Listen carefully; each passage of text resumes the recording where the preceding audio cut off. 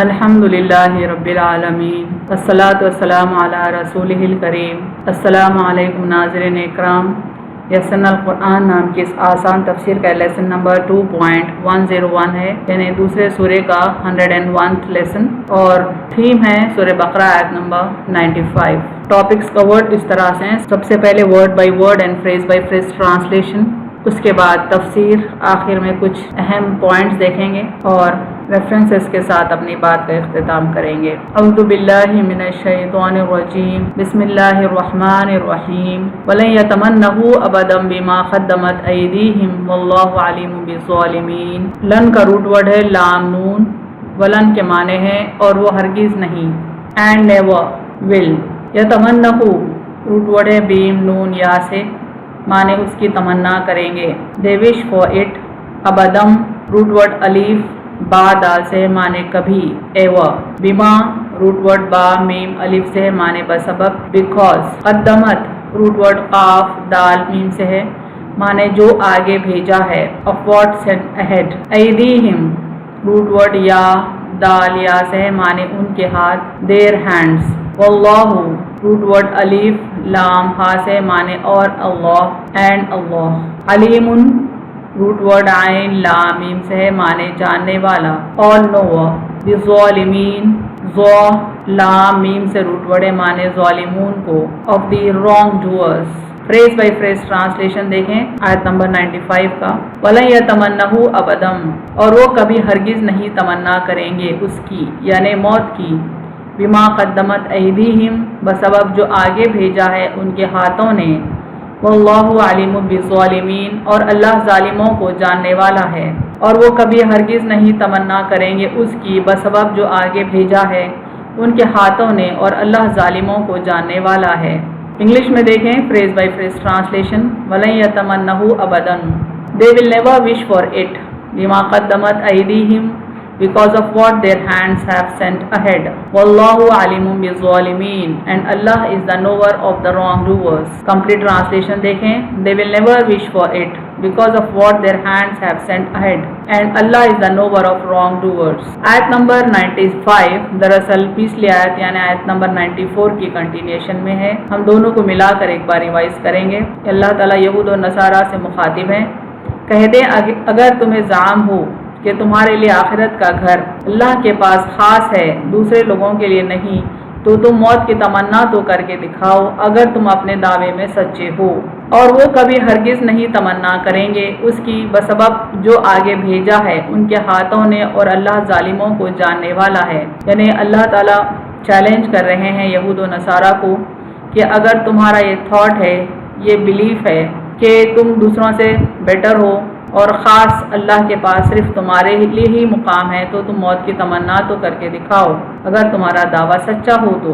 फिर अल्लाह ताला कहते हैं मज़ीद कि वो कभी मौत की तमन्ना नहीं करेंगे। हालांकि दावे तो बहुत बड़े बड़े करते हैं, लेकिन मौत की तमन्ना करने से इसलिए खौफ खाते हैं चूँकि वो फासिक हैं, गुनाहगार हैं, अपने आप को गुनाहों में उन्होंने डुबा कर रखा है। उनको मालूम है कि अल्लाह के पास उनके लिए शदीद अजाब है उनके गुनाहों के सबब। देखें तफसीर आयत। यहूद का ये दावा था कि वक़ालतिल यहूदु वन नसारा नहनु अब्नाउल्लाहि व अहिब्बाउहु कुल फलिमा युअज़्ज़िबुकुम बिज़ुनूबिकुम बल अंतुम बशरुम मिम्मन खलक़ यग़फ़िरु लिमन यशा व युअज़्ज़िबु मन यशा।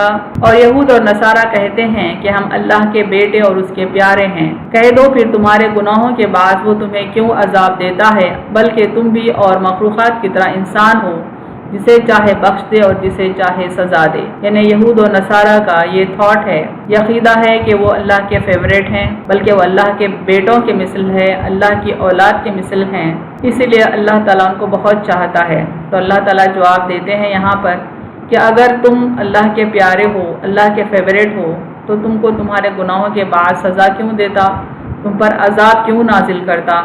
नहीं, बल्कि यहूद और नसारा का मामला भी अल्लाह के साथ दूसरे इंसानों के मिसल है।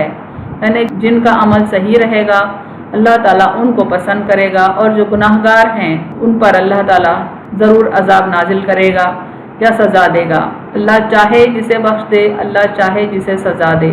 यानी जिस तरह जो मामले दूसरे इंसानों के साथ होते हैं اللہ تعالیٰ وہی معاملے یہود اور نصارہ کے ساتھ ہمیشہ سے کرتا ہوا آیا ہے۔ یہود اور نصارہ کے مزید دعوے اس طرح کے ہیں، دیکھیں وَقَالُوا لَن يَدْخُلَ الْجَنَّةَ إِلَّا مَنْ كَانَ هُودًا أَوْ نَصَارَىٰ تِلْكَ أَمَانِيُّهُمْ قُلْ هَاتُوا بُرْهَانَكُمْ إِن كُنتُمْ صَادِقِينَ، اور کہتے ہیں کہ سوائے یہود یا نصارہ کے اور کوئی جنت میں ہرگز داخل نہ ہوگا، یہ ان کے ڈھکوسلے ہیں، کہہ دو اپنی دلیل لاؤ اگر تم سچے ہو۔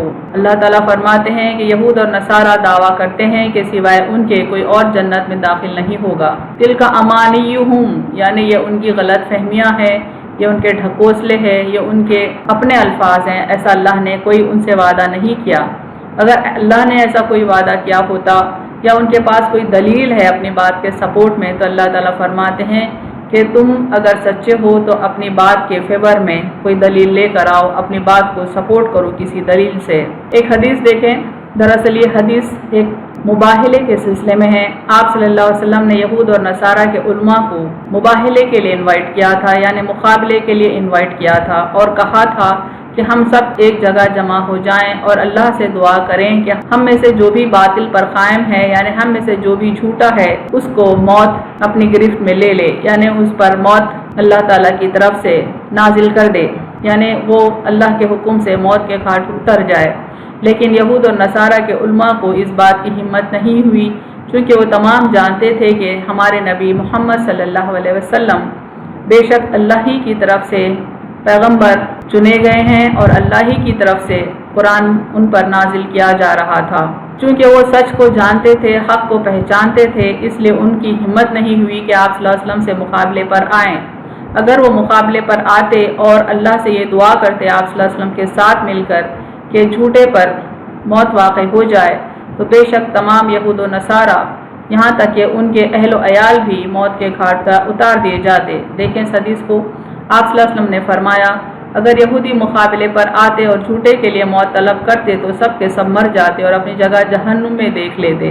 اسی طرح جو نصرانی آئے تھے وہ بھی اگر مباہلے کے لیے موت طلب کرتے تو وہ لوٹ کر اپنے اہل و عیال اور مال و دولت کا نام و نشان بھی نہ پاتے، یعنی وہ جانتے تھے کہ وہ حق پر نہیں ہیں، بلکہ محمد صلی اللہ علیہ وسلم حق پر ہیں اور آپ اللہ کے سچے نبی ہیں۔ اسی لیے وہ کبھی مقابلے کے لیے آپ صلی اللہ علیہ وسلم کے پاس نہیں آئے اور نہ ہی ان کو ہمت ہوئی کہ اللہ سے موت مانگتے اپنے جھوٹ پر قائم ہونے کی وجہ سے۔ اہم پوائنٹس دیکھیں اس ویڈیو کے۔ غرور و تکبر انسان کو قبول حق سے باز رکھتے ہیں۔ دراصل یہود اور نصارہ کو غرور تھا کہ وہ حضرت اسحاق علیہ السلام کی نسل سے ہیں اور وہ برتر ہیں حضرت اسماعیل علیہ السلام کی نسل سے۔ یہ ان کا غرور تھا، تکبر تھا، اور پھر اللہ تعالیٰ نے بنی اسرائیل کو ایک دور میں عالمین پر فضیلت دینے کا وعدہ کیا تھا، اس شرط پہ کہ وہ تورات کو قبول کریں گے، اس پر ایمان لائیں گے، اس پر عمل کریں گے اور اس کی تعلیم ساری دنیا پر پھیلائیں گے۔ لیکن چونکہ وہ اپنی ذمہ داری سے کنارہ کشی کر لیے، لہٰذا اللہ تعالیٰ نے ان کو جو فضیلت عطا کرنے کا وعدہ کیا تھا وہ فضیلت کو اللہ نے بنی اسماعیل میں رکھ دیا، یعنی محمد صلی اللہ علیہ وسلم اور آپ کی امت کو وہ فضیلت دے دی گئی اس ذمہ داری کے ساتھ کہ وہ اللہ کی دی ہوئی تعلیمات پر خود عمل کریں گے اور اللہ کے بندوں تک ان تعلیمات کو پہنچائیں گے۔ یہود و نصارہ محمد صلی اللہ علیہ وسلم کے نبی ہونے کو پہچان گئے تھے لیکن منکر تھے، یعنی اس دور میں بھی وہ پہچانتے تھے کہ محمد صلی اللہ علیہ وسلم اللہ کے سچے نبی ہیں۔ آج بھی وہ اس بات کو جانتے ہیں، پہچانتے ہیں کہ محمد صلی اللہ علیہ وسلم بے شک اللہ کے سچے نبی ہیں، کیونکہ ان کی کتابوں میں کافی پیشن گویاں محمد صلی اللہ علیہ وسلم کے سلسلے میں آ چکی ہیں۔ اس لیے خوف کے مارے آپ کے مقابلے انہوں نے موت کی تمنا نہیں کی، کیونکہ انہیں حقیقت میں موت آ جاتی۔ اسی وجہ سے انہوں نے ڈر کے کبھی موت کی تمنا نہیں کی۔ گناہ گار انسان رب سے ملاقات کے تصور سے پریشان رہتا ہے۔